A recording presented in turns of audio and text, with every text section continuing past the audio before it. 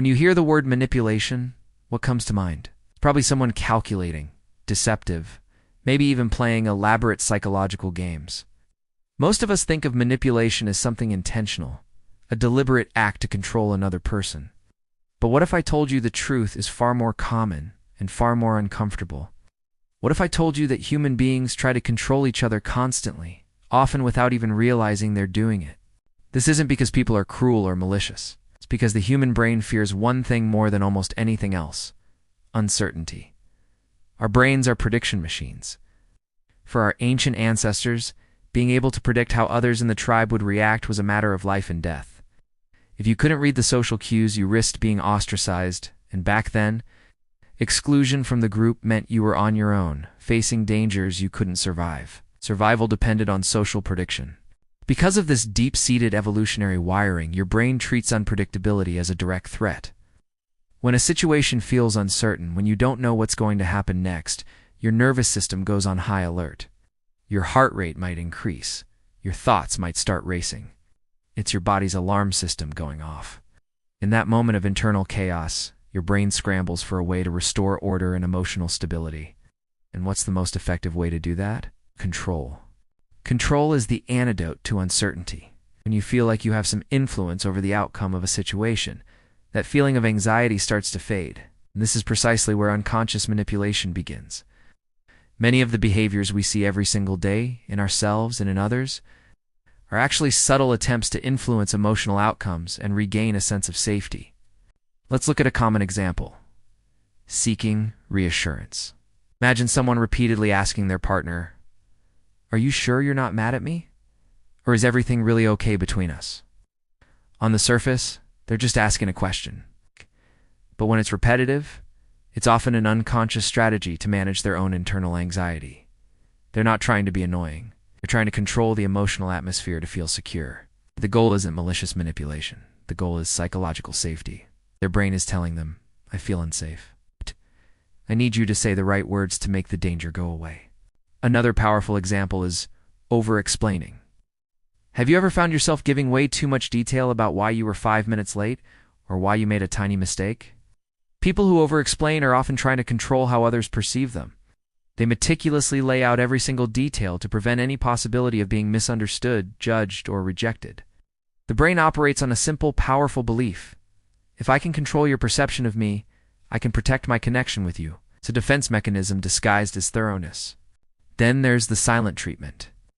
This one feels more overtly controlling, but often the person using it isn't consciously aware of its power. When communication suddenly stops, it creates a massive void of uncertainty. The receiving person's brain goes into overdrive, trying to figure out what went wrong.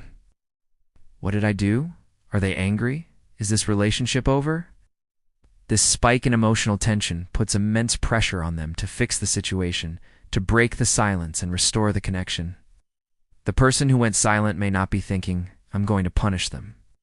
More often, they simply feel overwhelmed, hurt, or unsafe, and withdrawing is the only way they know how to protect themselves. But the effect is the same. It's a powerful, nonverbal way to influence another's behavior. These control behaviors also show up in more subtle emotional signals. Think about expressions of guilt that make you feel obligated to comfort someone, or indirect hints that are dropped, hoping you'll pick up on them and do what's desired without being asked directly. Even exaggerated emotional reactions like bursting into tears over a small issue can unconsciously influence others to back down or change their approach. These behaviors are rarely planned out. They are learned patterns, automatic responses that were developed through past experiences, often starting in childhood.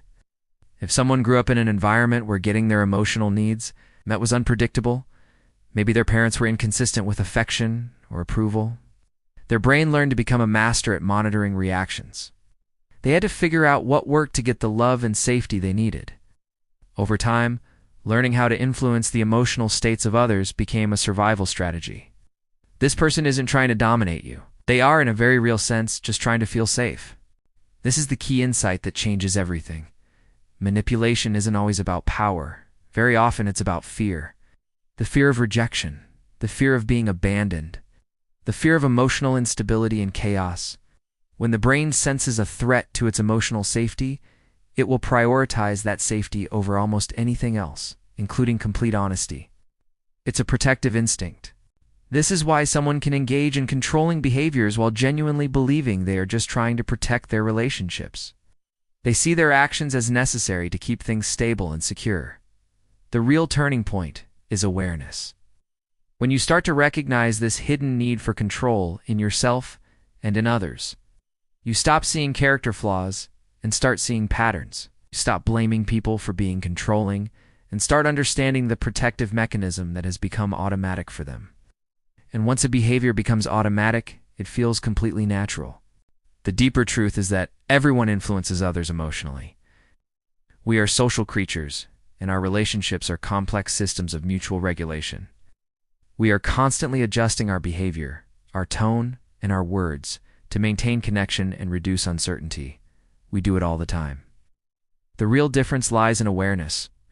When the drive for control remains unconscious, it creates misunderstanding, resentment, and tension. It feels like a game where no one knows the rules. But when that drive becomes conscious, it can be transformed. It stops being manipulation and starts becoming communication. You can learn to say, "I'm feeling really anxious about this, and I need some reassurance," instead of asking the same question 10 times. You can learn to say, "I'm afraid of being misunderstood," instead of over-explaining every detail. Understanding this won't make these behaviors disappear overnight. These are deeply ingrained habits. But it fundamentally changes how you interpret your own reactions and the reactions of others. Instead of asking yourself, "Why am I so controlling?" or "Why am I like this?" you can start asking a much more compassionate and useful question. What is my brain trying to protect me from right now? And when you ask that question, you'll often find the answer is simpler and more vulnerable than you expected. Your brain isn't trying to be manipulative. It's not trying to be difficult or toxic. It's just trying to feel safe. And by understanding that, we can begin to offer ourselves and others the one thing that truly calms the storm of uncertainty: compassion. Thanks so much for watching. If this resonated with you, consider subscribing for more insights into the beautiful complexities of the human mind. See you next time.